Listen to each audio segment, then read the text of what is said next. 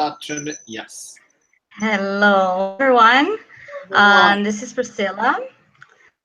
I want to introduce you to Gemma Archer. She's going to be our speaker today. First, thank you so much, Gemma, for being with us. It's a pleasure to be with you tonight. Tonight for me again, today with you. So Gemma holds a CELTA, a TESOL, and a Master's of Research in English Language and Linguistics, and is the current editor of IATEFL PronSIG's biannual journal Speak Out. She has taught English in the UK, in Ireland, Italy, and the Middle East, but for the last 7 years has been a teacher of English for academic purposes and pre-sessional coordinator at the University of Strathclyde. I hope I pronounced it correctly. In Glasgow, Scotland. Her particular areas of interest are pronunciation for academia, English as a lingua franca, yay, regional accents, in particular Scottish Standard English. Welcome again. Thank you. And the floor is yours. Thank you so much. Shall I begin? Go ahead. Okay. Go ahead. Yes. Oh, ready? Yes. Okay, so thank you first of all for having me. It's such an honor to be part of your amazing pronunciation week. I've really enjoyed listening to all of the speakers so far. It's such a great range of topics. Okay. Thank you so much. Just a preface before I begin.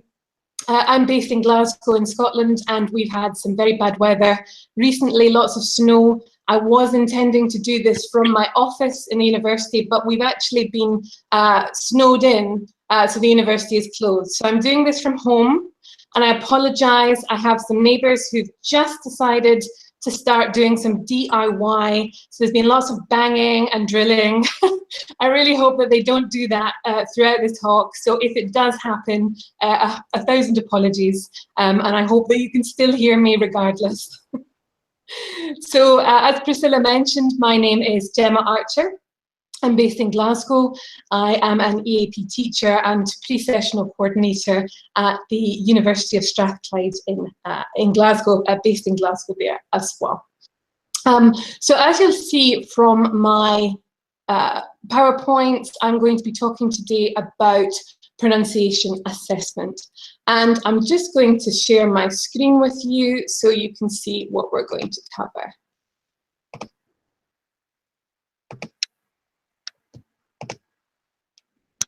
Okay, Priscilla, can you see that okay? Yes. Excellent.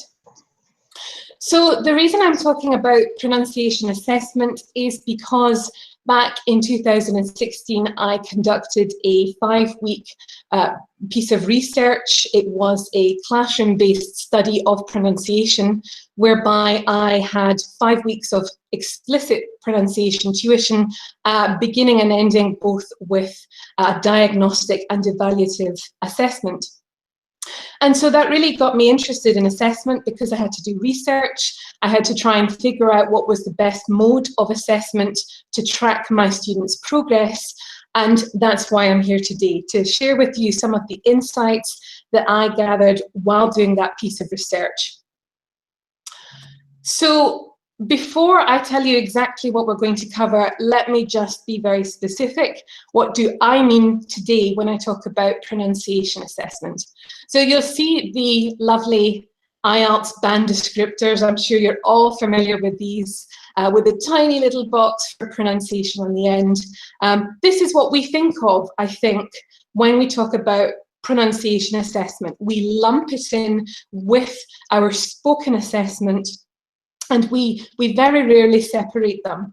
And that's generally what the consensus is when we think about assessing our students in the form of a presentation or a dialogue. But that's not exactly what I'm going to be talking about today when I talk about pronunciation assessment. Today, what I'm going to be talking about is, or are exclusive methods of assessing our students' use of English sounds and their intonation. And these will be tools or methods which can be used as a needs analysis or a diagnostic or an evaluative assessment in order to track our students' progress. So that's what I'm talking about today when I talk about pronunciation assessment. So let me tell you what I'm going to cover in the next 45 minutes or so. First of all, I'm going to give you a bit of background to pronunciation and its assessment. I'll talk about current assessments, whether or not it's happening, and of course why and how we could assess pronunciation in the classroom. Then I'm going to spend most of my time giving you some examples of pronunciation assessment, both for perception, that is listening, and production, speaking. My aim is that by the end of today, you will find a method that would suit you and your students and your circumstances, be that a teacher who teaches online doing one-to-one, or a teacher of big classrooms, or a teacher of young learners. Before I did my 2016 study, I had never assessed pronunciation exclusively. I had no idea how to do it, what would be involved. So I really hope that by the end of today, you might have some ideas about how you could integrate it and how you could give your students that richer, more personalized experience by utilizing pronunciation assessment. So, as I said, we cannot talk about pronunciation without first talking about pronunciation. We can't talk about pronunciation assessment, ran the wrong way there, without first talking about pronunciation itself. Now, pronunciation has been a bit of a roller coaster over the last century at least. John Levis describes it as once being the pinnacle of importance in our English language classrooms. So what happened? Why did we suddenly stop talking about it? Well, in the 1970s, we began introducing communicative methods of teaching English. And what we believed was that simply by exposing our students to English through communicative practices, we believed that that would be enough for them to implicitly pick up the correct pronunciations of things. And I think Igor was talking a little bit about this earlier in the week in his listening session when he talked about the severe method. We just hoped that enough exposure would be sufficient to help students get the right production of English. But what we've realized in the years since then is that it's not enough. Exposure is not enough to help our students, particularly with the more challenging sounds of English. We need to have explicit instruction. So we started to bring pronunciation back into our classroom, and thank goodness we have fabulous opportunities like BrELT's Pronunciation Week to talk about pronunciation more. We have more conferences, we have more journals, we have certainly more academic textbooks providing materials, discussion forums. So we are starting to see this resurgence of pronunciation as a whole. However, that has yet to reach assessment of pronunciation. Pronunciation assessment really is the last part to catch up. We haven't seen this resurgence in the same way over the last decade. If you look to publications on L2 speech assessment, you'll see that pronunciation is still only playing a peripheral role in speech assessment itself. In fact, the only text on English language assessment, which included several very detailed chapters on pronunciation, was published in 1961 by Robert Lado, the L2 assessment specialist. And if you have the chance, that is a fantastic text full of a variety of methods and step-by-step techniques to help you assess not just pronunciation, but all skills in English. So that's a great text. And amazingly, for being published in 1961, it has some very current ideologies. Robert Lado is very much someone who champions intelligibility over native likeness, which in 1961 wasn't as prominent as it is today. In language testing, the longest published journal on L2 assessment, there has only been 2 pronunciation-focused articles in the first 25 years of its publication, which is quite astonishing. Thankfully, I've heard that in the years since 2009, there have been 7 more articles on testing pronunciation. So I'm hoping that soon assessment of pronunciation will catch up. But in our classrooms, are we assessing pronunciation? Are we assessing it beyond our IELTS speaking or our CAE speaking preparation or the main suite of exams that so many of our students are working towards? You probably know the answer to this. It is no. The majority of teachers are not actually assessing pronunciation at the moment in their classrooms. At least they're not assessing it exclusively. And there are 2 main reasons for this. The first is that, in line with what I mentioned about pronunciation's history, our teachers, us as a community, we haven't been trained in pronunciation. And because we lack training, it's very difficult for us to deal with all the variables that conducting a pronunciation assessment has. There are many variables, and I think sometimes more than testing of other skills. If you think about testing a student's written work, for example, we would set them an essay question or maybe write a paragraph, and that's a very easy thing to conduct and requires not very much thought. But conducting a pronunciation assessment, there's quite a lot more that we have to think about. And without that training or that knowledge or that confidence, it's harder, I think, to put it into practice. So that's the teacher training element, but there's also the practical elements. For example, number 1, lack of time. And I am sure that you all experience this. I certainly do. It is really difficult to prioritize pronunciation in a busy syllabus. Now, that is because most people, certainly the majority of people, still classify pronunciation as an extra. It's not integrated into our skills as it should be. So because of that, most people think I have to add an extra slot in my weekly syllabus and there's too much to think about, there's just not time. So people worry there's not enough time in their syllabus. They may also worry if they have a big class, maybe 20 or so students, and they are unsure how they would get round everyone to actually get a sample of their spoken English. So I think lack of time is a big obstacle for a lot of teachers.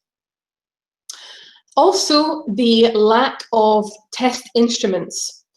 If you were to assess your students' writing or reading, I think it would be quite easy to get lots of samples available online or in course books, but there is not a huge range of samples for assessing pronunciation.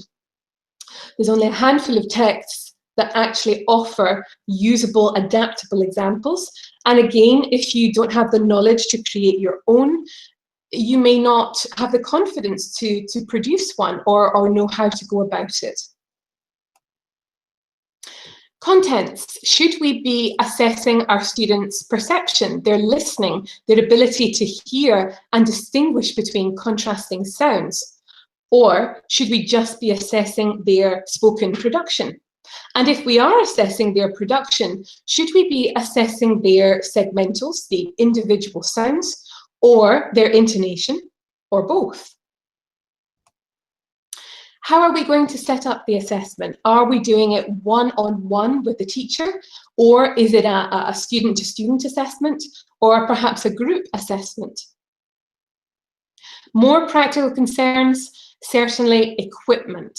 Now, nowadays, thankfully, most of our students have access to a smartphone, and that helps a great deal in being able to ask students to record quick excerpts and utterances of their productive English. Certainly in the past, that wasn't as easy.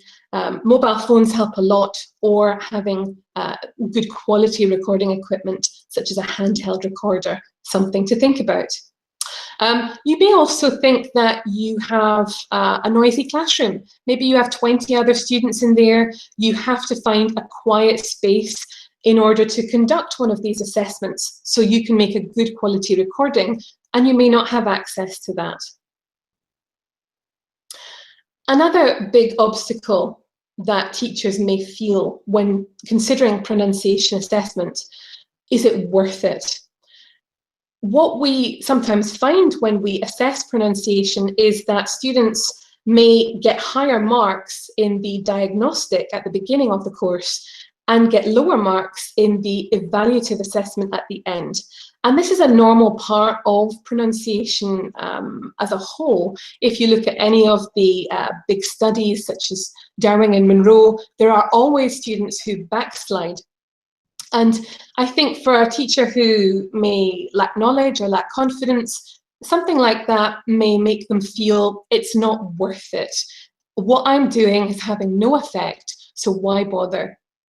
But thankfully we know that from second language acquisition theory, there are so many variables affecting students' pronunciation, their age, their motivation. So many things can affect their actual progress. So sometimes that can be an obstacle that teachers have to overcome. Feedback. So who will be assessing the assessment, the productive output, and how will they give feedback? Will it be the teacher making the assessment or the student? Will they give feedback on paper in the form of a checklist or comments, or will they have a one-on-one tutorial? And finally, we can't talk about assessment without talking about assessment anxieties. People hear the word assessment and they think exam, and they might get worried, or this might affect their confidence and their output. So we have to take into consideration how students might feel about pronunciation assessment. And we have to be extremely explicit when we are doing pronunciation assessment to inform students that this is for supporting them on their personal journey. It is to help them with the particular sounds they are maybe finding challenging, and it's not just an exam to give them a grade, it's to support them on their language journey into the future. So there are so many reasons which might stop us from wanting to assess pronunciation.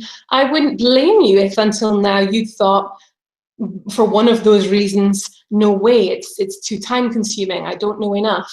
But let me give you some reasons why pronunciation assessment is actually a really important thing that we can contribute to our students. The most important thing, I feel, is that it's more student-centered. If we run a diagnostic and an evaluative test, we are able to identify our learners' needs, and over the course of your input sessions, respond very directly, and you can adapt your syllabus or your materials to include more or less support on the actual items that students are struggling with most. So, for example, if you had decided to work on consonant clusters in the next couple of lessons, and you did a diagnostic test, and you found out that students were largely doing very well identifying and producing initial consonant clusters, but they were struggling a lot more with final consonant clusters, you might want to adapt to suit that a little bit more. So we should assess because we can be very, very specific in giving personalised feedback to students on their progress. And I think it's a very motivating factor to see your progress over time and to see the relevance of the classroom input on your particular journey forward into intelligibility. On a more practical note, because we teach in such a communicative style, everything we ask our students to do seems to be a communicative activity. Compare with your partner, ask questions, give peer feedback. So much of what we do requires students to communicate with one another.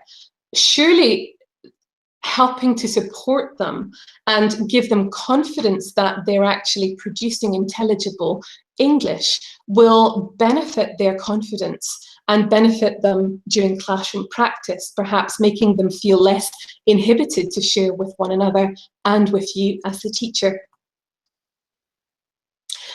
And on a more selfish note, if we assess our students, it's also a chance for us to monitor our own effectiveness as teachers and make any adjustments where necessary. So if everyone is crashing and burning after 5 weeks, maybe this is a good opportunity for us to ask our colleagues for some help and to make some adjustments to try and suit our students in a better or alternative way. So these are the reasons why I think we should be trying to assess our students' pronunciation going forward. So I'm going to give you two five-step structures about how we can actually run a pronunciation assessment. So first of all, it's important to do a little bit of research to understand what our students may struggle with based on their L1 mother tongue. So for me, I'm in the UK and I'm mainly teaching multilingual classes. So it's important for me to do a bit of reading and find out what issues they may have between their L1 and L2 English. So this would help me to diagnose in advance potential problems they may have either in perception or production. The next stage involves doing a diagnostic. You can do a diagnostic perception test to confirm if the students do have these issues that you have found from your research, or you could simply go straight into a production assessment. And after you've done the assessment, using the student scores to make any changes, to reevaluate any of the features you're going to be covering in your curriculum. Of course, we then need our teaching input over several sessions. We want to introduce the input and give students controlled and guided and independent practice, followed by some repetition to ensure that they've got it in their long-term memory. Our summative assessment, so repeating our diagnostic in order to get an idea of the student's progress after our teaching input. Followed by feedback, whatever means that you choose to use. Now, for those of you who are watching this in Brazil, you may have a slightly different approach, because if you are in Brazil and you are a Brazilian Portuguese speaker teaching students of the same L1 as you, you may already know what your students are going to have trouble with because you've been there already. You've gone through the experience of learning English and you know what to look out for. So that puts you in a great position to predict and to understand what challenges they might have. Now, an alternative, slightly different to the needs-based structure, if you want to assess the upcoming input that you're going to have in your future lessons. So if you are at the beginning of your term, your syllabus, your semester, you could always look ahead and see what is coming up in the next month or week or whatever, and predict what your students will potentially have issues with, knowing what you know about their L1.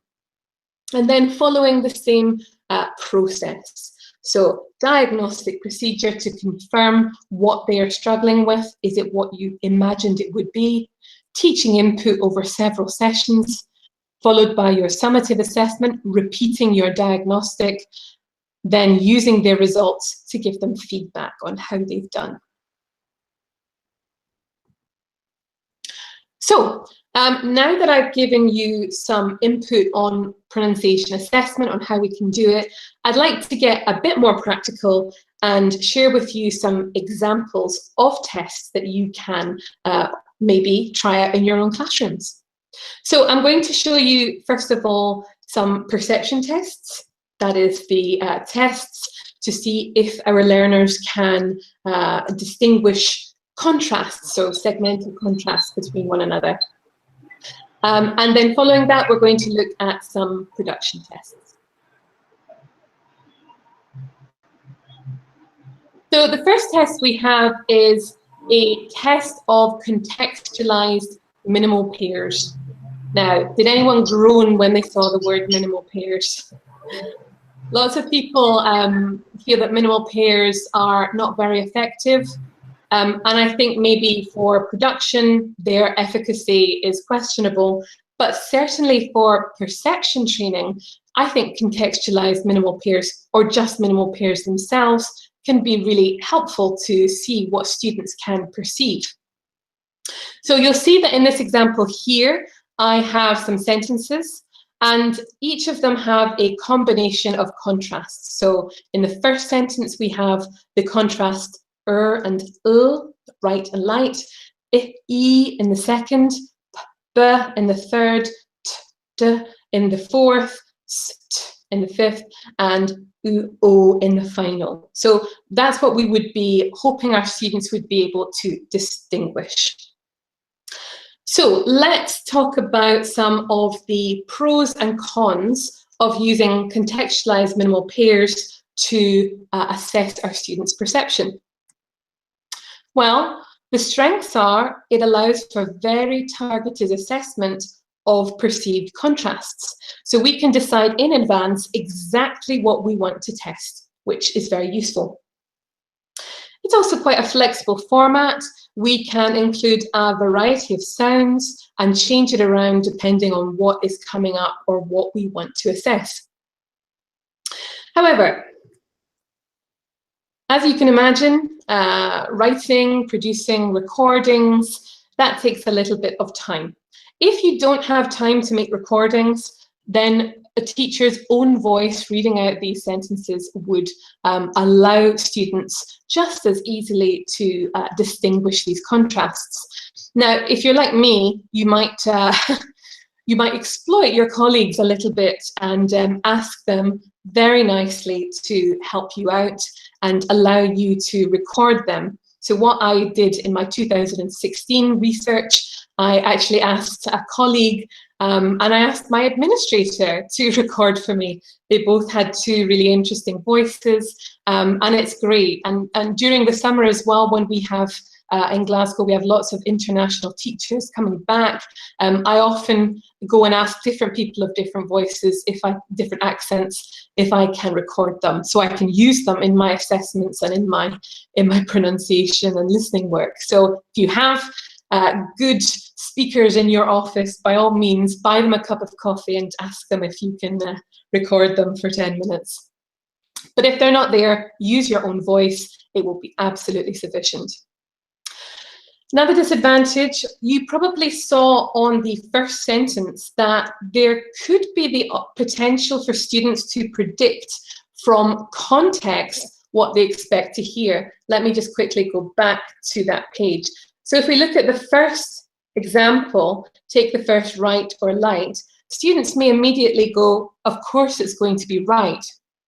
Now, if you choose to use light as the correct answer, take the first light, their logical brain may not hear that because of their expectations. So we have to be careful that that students could incorrectly or correctly predict from context. This is sometimes a good reason why we can use minimal pairs on their own rather than the sentence contextualized minimal pairs. A final disadvantage, it's very difficult to contextualize a test like this. So it could be a bit boring for some students, and you may feel that you're taking away from other more valuable exercises that you could be doing. So that might put a negative spin on it as well. Okay, so here's my next perception test. It is a student-to-student dictation. Have a look at this and see what you think.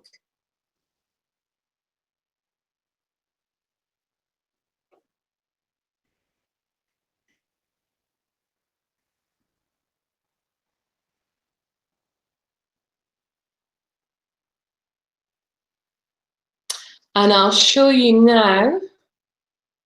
So what this dictation could be assessing is students' ability to produce a variety of different segmental sounds in word initial, mid, and final position. So you'll see p, b, I, l, in throughout this. I think I and E is the kind of primary tests within it. So an L2 to L2 dictation, so student to student dictation, is a fantastic awareness raising activity. I've seen this work absolutely beautifully in class on so many occasions because students instantly are aware of how intelligible they are and they have to learn how to accommodate. So to see them learn to input accommodation skills is such a rewarding thing. So it's fantastic for doing that in particular. An L2 to L2 dictation is such an easy tool to implement in the classroom. It can be done in contextually. It can be using current texts that you've already been looking at or will be using in the coming lessons. As I said, it's very flexible and adaptable.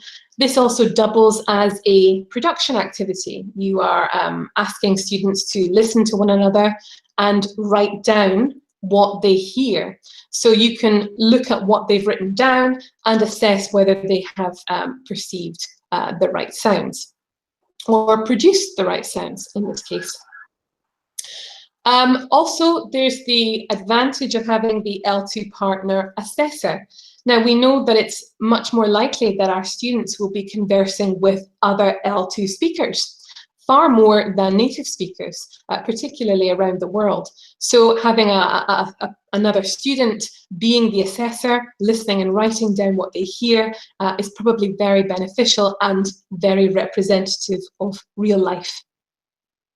However, there is the factor of the monolingual class.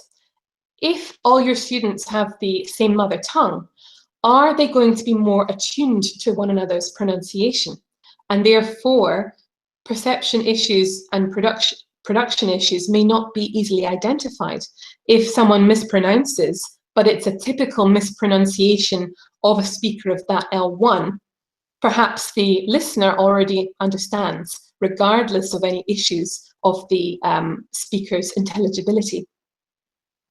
So therefore, in a dictation, a pronunciation error of the speaker can also turn into a perception error of the listener. So it can work both ways. Either the student understands regardless of the error and the production issue is not identified, or the production issue becomes a perception error for the listener that they may not have had. Also, the text needs to be suitably challenging to avoid students predicting the content, but yet it cannot be so difficult that it invalidates the test. If the words are so complex and so sophisticated that the students take half an hour to read a couple of sentences, that's not exactly a valid assessment of their pronunciation. And finally, it could take a little bit of effort to make meaningful. So you might have to take a bit of time to prepare in advance how you're going to adapt it. Of course, these are very adaptable, but it takes a bit of time and a bit of preparation.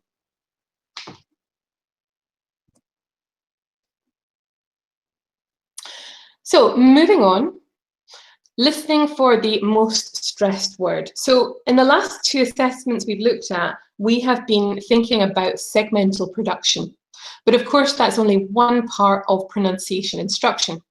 So here we have an exercise to assess our students' perception of stress. So they're asked to listen to a recorded dialogue and to underline the word that they hear as most prominent. Now again, this is actually adapted from one of the only resources I found to contain models of pronunciation assessment. It is from the fantastic Judy Gilbert's Clear Speech. However, this is the teacher's resource book, and she has a couple of model assessments, and I took that and adapted it to suit my context here in Scotland. Again, I asked my lovely colleagues to record this for me. I told them in advance what words I wanted them to stress, and I brought the recording into the exam room or to the classroom. So as you can imagine, such a test really does provide a very clear picture as to what students are able to perceive. Some students are, Mark Hancock used this fantastic term recently, stress deaf, where they really struggle to notice this, this change, this louder, higher, longer process on stressed words. So it really allows us to see if they're able to pick up on this stress and this change in tone. And this can be really easily contextualized, this little dialogue that they're listening to. So again, you can fit this around the theme of your lesson or the course book unit to make it a more meaningful and more personalized practice. However, main disadvantage, of course, creating and sourcing the content can take a little bit of time. However, I think that if you're using a course book, lots of the course book audios or you can find great things online can be adapted quite quickly to made into an assessment of suprasegmental perception. Someone mentioned on Katerina's webinar ELO, the great website ELO, which has so many different recordings from a variety of speakers. So something like that even could be used to create an assessment to measure perception of stress. Okay, moving on to production now. So when we talk about assessing a student's production, that is their speaking on and producing of English sounds, we have two possible types of tests. We can have a pre-prepared test where they know in advance what they're going to say, or we can have a spontaneous test. And we're going to look at a couple of examples of both of these. So this again has come from Judy Gilbert's Clear Speech Teacher's Resource Book, and it's been adapted to, and I inserted the sounds that I was testing in my own study. Now I have a little audio to go with this. So this came from my 2016 research. I used this script with my own students, and you'll be able to see what difficulties they struggled with. I hope this works. Where the library is on the corner of Big Street and Mill Road. Sorry, did you say Mill Road or Mill Road? No, not Mill Road. It's right there, standing ahead of you. Thanks. I need to buy some books for my classes. Oh, then you need the bookstore. You can't buy books in the library. You can only borrow them. Oh, I must have confused the words. They are different in my language. Me too. I get mixed up with Spanish verbs that sound like English language verbs, but have different meanings. Oh, are you studying Spanish? No, but Spanish is my first language. I study Muslim literature. Okay, let's see a little like that must be difficult. I am studying English now, but in September I will start law. Okay, so that gives you a glimpse into how the read aloud script could be used and how it works in reality. let's talk about some of the advantages that this has. I'm sure you probably identified it already. Using a read aloud script allows us to pre-select exactly the sounds that we want to measure. So in that particular script, I inserted a variety of different segmentals. You probably noticed things like Russian literature, so I was assessing R and L. There was various consonant clusters like Spanish and study. So you can insert what you want to assess very easily. I also inserted, or I predicted in advance for nuclear stress. So I tried to assess if they're actually getting this stress on the correct word in these sentences. So you can use it for both segmental and suprasegmental. Another advantage is that when they are using the script, in theory, they cannot reformulate to avoid a difficult word. And again, we saw that with literature. They had some difficulties producing that sound, but they couldn't paraphrase to get around it. However, a very real disadvantage of the read aloud script: does it represent real spontaneous speech? In fact, reading aloud is a different cognitive skill to speaking spontaneously. And we'll see in the quote at the bottom, speech produced during an interaction differs from read speech in lexical and grammatical content, and in segmental phonetic characteristics and in prosodic characteristics. So there's only so far that a read aloud script can take us in assessing a student's production ability. Another type of pre-prepared assessment to test production is the semi-structured dialogue. This is a little bit more flexible than the script. So in a semi-structured dialogue, students are paired up, they have a partner, and they're instructed to write a conversation based on a context. So in this context here, students had to write a conversation about being really lost. So they were instructed to use the vocabulary bank at the bottom and to write and have a practice of this dialogue before I came to listen.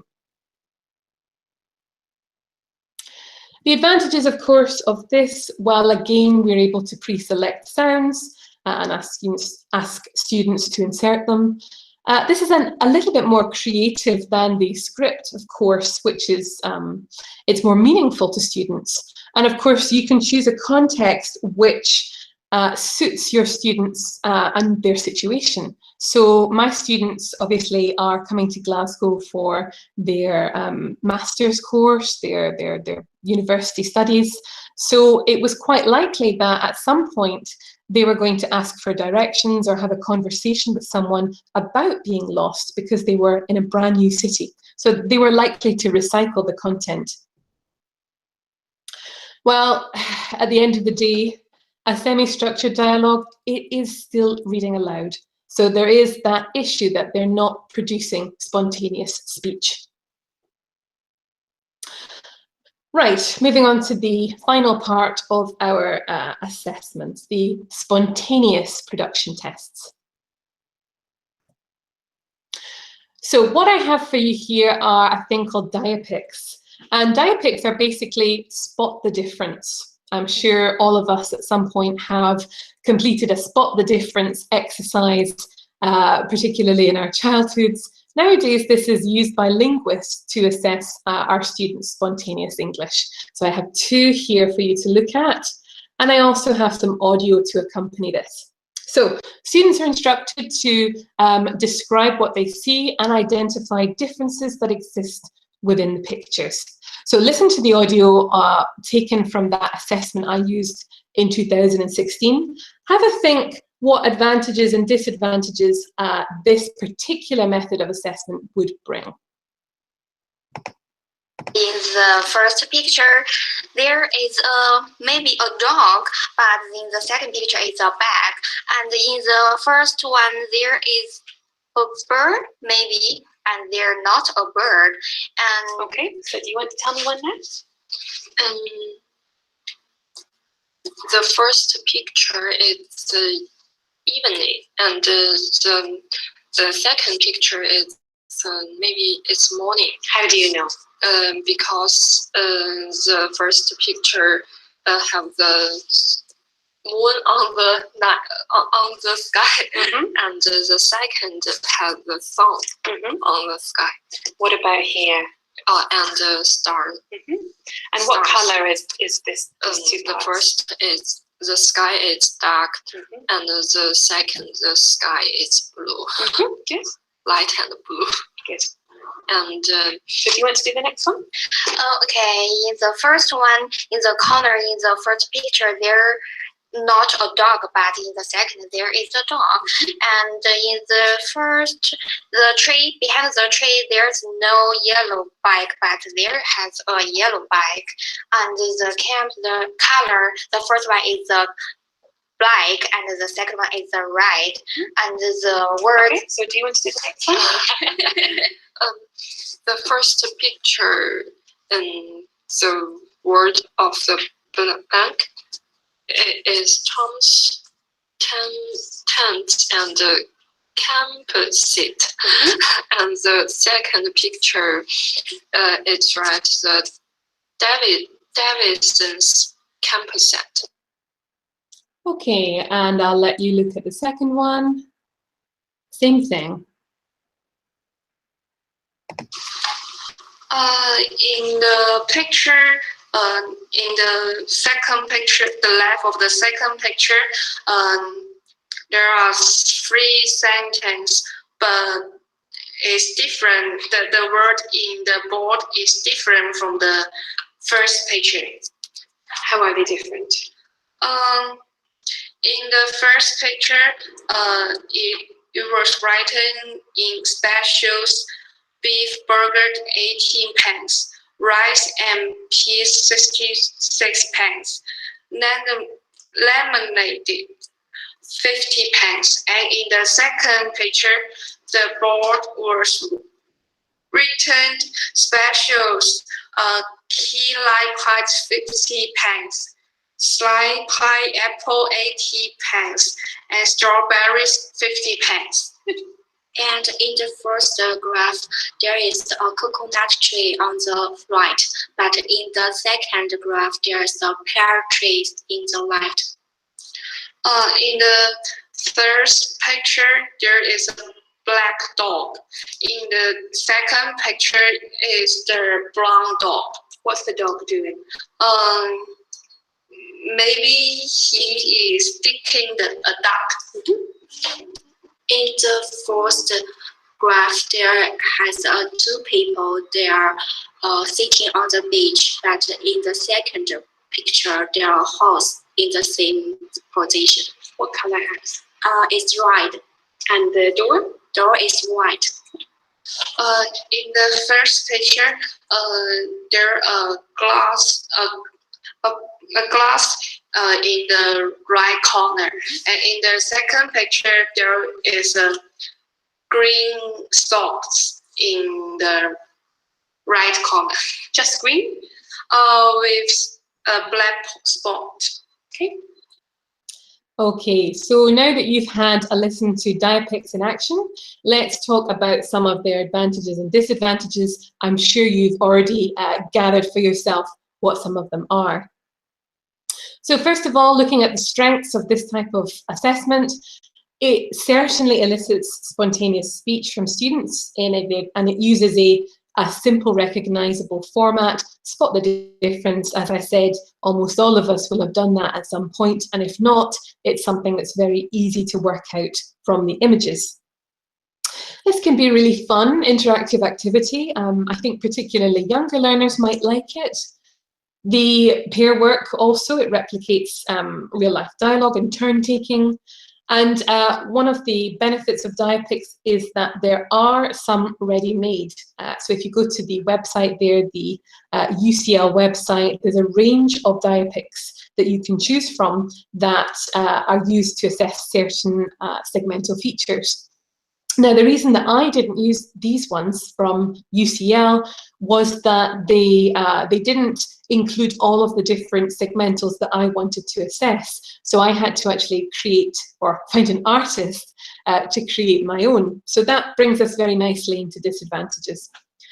It can take a bit of time and a bit of money if you are creating the pictures from scratch.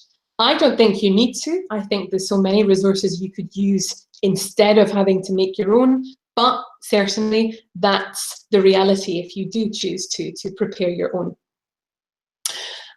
You'll have also seen that sometimes there has to be a little bit of teacher involvement to either elicit the target sounds from the students or to enforce turn taking. So for example, they'll say, okay, this is different, but I know that they haven't produced the target language, so I have to get involved and say, how is it different? How do you know? What color is it? To try and get them to say what I want to assess. So you can't just sit back and relax. You do have to be participating if necessary. We need to make sure that diapics images contain known vocabulary, and that sometimes makes them seem quite simplistic. So you have the beach, you have the campsite, the schoolroom or the shopping street. They're not very sophisticated because they have to be easy to kind of produce. This language has to be easily elicitable. So some may find it a bit too simplistic, possibly. Once you've completed a diapics, it does take a bit of time to assess. So what I did was I recorded the students completing the diapics, and then I took that recording away and assessed it and actually graded their ability to produce the target language. And of course, if you're recording, there's always the potential that you will need a quiet testing room and some recording equipment. I used a handheld recorder, but I think you could also use your mobile phone if you know that it produces good quality audio. Moving on, so I'm going to move through the next ones a bit more quickly because of time. So we have storyboards. As you'll see, this is very easy to work out. Students simply have to follow the sequence of images and describe what they can see. So if they were looking at this one, perhaps they'd see the older man and the little girl, maybe granddad and granddaughter. Granddad is in the garden watering the flowers. Little girl is maybe brought in a cup of tea or a coffee and she's returning back to the house. And on her way, carrying the cup and saucer, a little bird, a robin, has attracted her attention, and she stopped on the hose, the watering hose that has stopped the water supply. And Grandad is looking very puzzled at the hose, wondering why it has suddenly stopped. When the bird flies away and the girl resumes walking towards the house, of course, the water comes flooding out and splashes poor Grandad in the face. So we'd expect a kind of description of the story that students see in front of them. Advantages, well, of course, this is a very simple method of eliciting spontaneous utterances from students. This is, of course, very suitable for younger learners or lower level students. Also, because it removes the phonics element of the other tests, because students aren't reading words and having to kind of work around spellings that they may not know, they're simply relying on vocabulary they already have. So that can remove some of the difficulties that other tests do have. I think this could be done completely independently. This could be homework. Students could record their description at home and then email it in or bring it in on a USB maybe. And if you have older learners or maybe high school age or teenage students, they actually could create their own storyboards and make it more creative, and you could have control over the features that you want them to assess, telling them you must have A, B, and C within the storyboard. Disadvantages, well, of course, again, the age-old story, it does take time. Locating the images, locating the storyboards you want may take a bit of your time. You may want to actually produce your own, If you do, there's a really good website called storyboardthat.com, which gives you a free 14-day trial, and you can play around with it or even ask the students to have a go. I did a trial of it yesterday, and I made a quick storyboard in less than 10 minutes. So it's absolutely possible, and you could push that onto the students, say so they had to produce their own. If you don't have the time to produce one, simply give them the list of vocabulary you want them to include, and allow them to work on it. Now, the disadvantage, of course, while this would allow us to assess suprasegmental features spontaneously, we can't always predict that students will produce these segmentals. Although we can try and insert images that we expect our learners to know, they may not always produce them. They may paraphrase to avoid something they can't remember or they find difficult to say. So we can't always expect our target language to appear. Okay, last productive assessment, spontaneous assessment. This is very quick. This one, finish my sentence.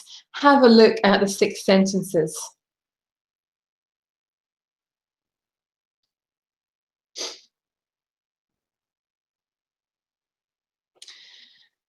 So I'll show you the answers here. Color of grass, green. Rubbish in the bin. We breathe from our lungs. 2 lips. Opposite of expensive, cheap.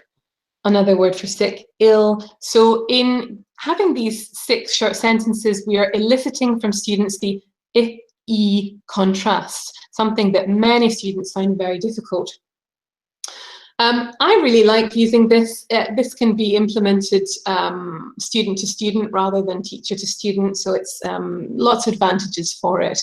As I said, it allows us to insert or predict certain specific features. It can be easily altered to suit different language level, also the context of the sentences.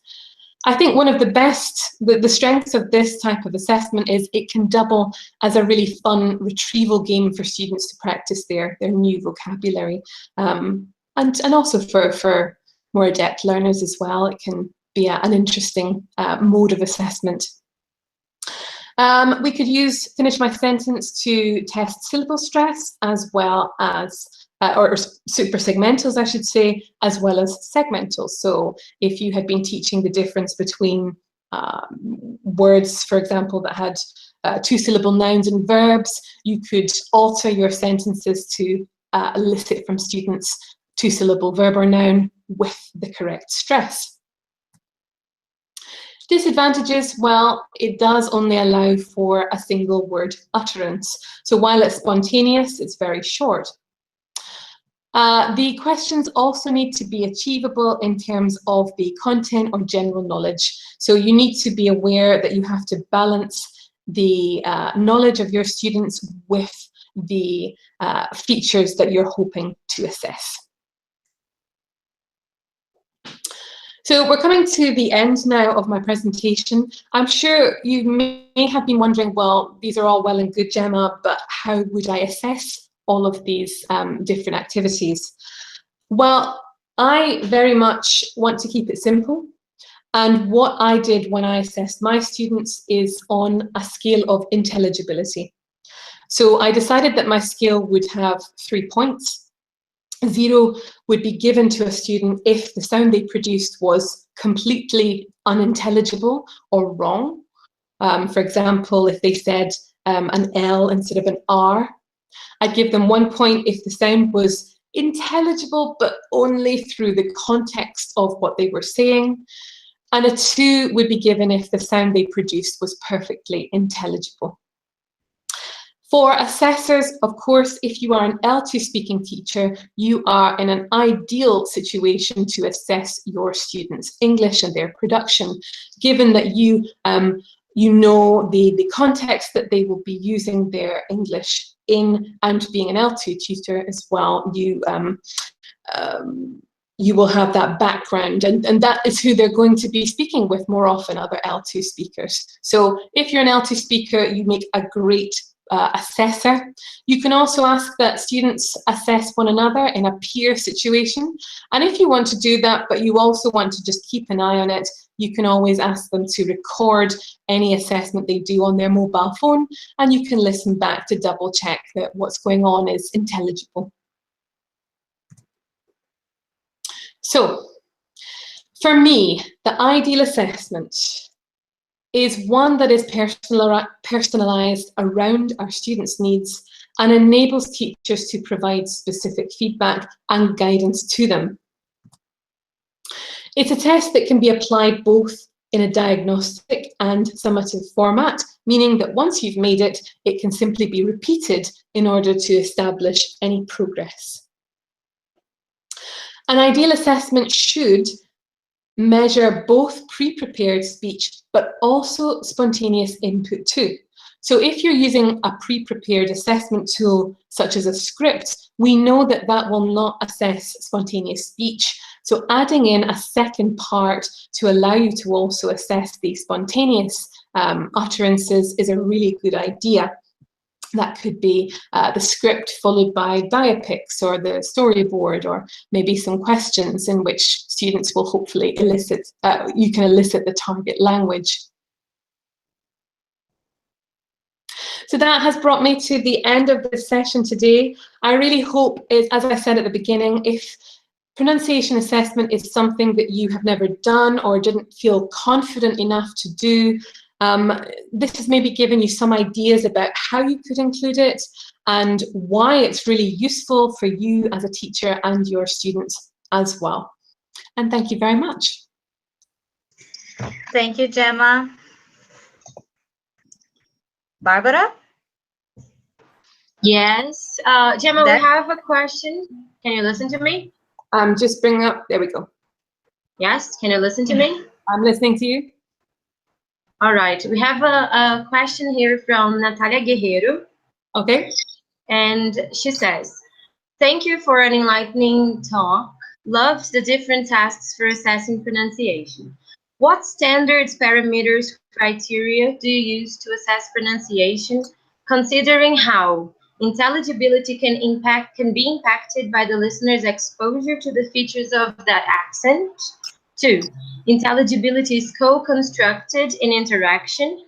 And 3, students can be very intelligible to their teachers, peers, and compatriots. Absolutely. So as I said towards the end of that, perhaps she asked a question before I mentioned it, I assess my students on a scale, so I would award them points in terms of intelligibility. I think we all need to be on board with the intelligibility of our students rather than asking them for native likeness. It seems to be, it's not helpful to be measuring students against native speakers, and it's unnecessary. So I actually think that if you're an L2 teacher, you're in an ideal position because you know what issues students may have, having been there yourself, but you also have reached a position of proficiency, so you're able to know what they should be producing.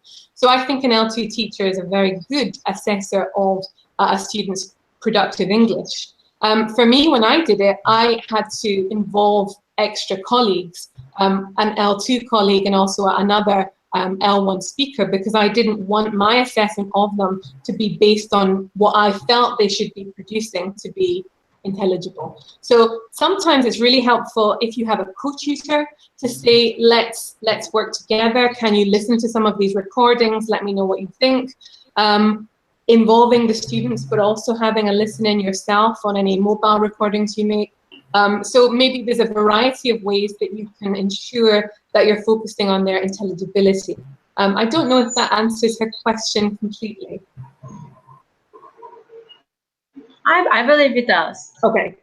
There is another comment here from Andrea Camara. She's saying that she's really excited to be able to be here with you today. It's an issue that not many teachers discuss about, so she's very happy that you are here with us. Great. Thank you. Something I would like to point out, I was very happy that you mentioned 2 of the talks we had provided earlier this week. So it means that even very special people could profit from the webinars we were putting online. So thank you very much. Absolutely. Yes. Yeah, your talk I about have intelligibility was, I want to point out as well the point about talking about the intelligibility in students' talk. That is really important, and it was really interesting. Great, super. I'm glad. Barbara? all right. You- I don't think we have any other questions. I would like to ask a question myself. Okay. Which aspect of phonology and pronunciation of students you think is hardest to assess as an assessment expert? Okay, based on my experience, it took me quite a long time to assess students' suprasegmental production, but that is only because in my research, I was then going on to take the results to be statistically analysed. So I was using a piece of software which is called PRAT, P-R-A-A-T. If you ever want to assess your students in a very specific way, PRAT is a great piece of software. It's free, and you can look at the contours of their frequency to help you make a judgment on their suprasegmental production if they have achieved this increasing, this tone, this louder, higher, longer tone on a stressed word.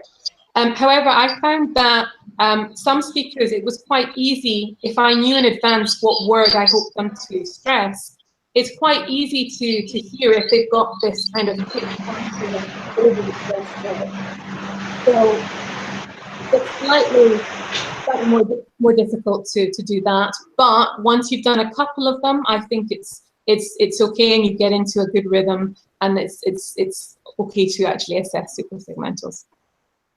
All right, thank you very much. I really liked the ideas you shared with us today. Yeah, I really liked it too. It was really interesting. Thank you so much. Thank you so much. It's been great. Thank you, Thank Brad. you very much, Gemma.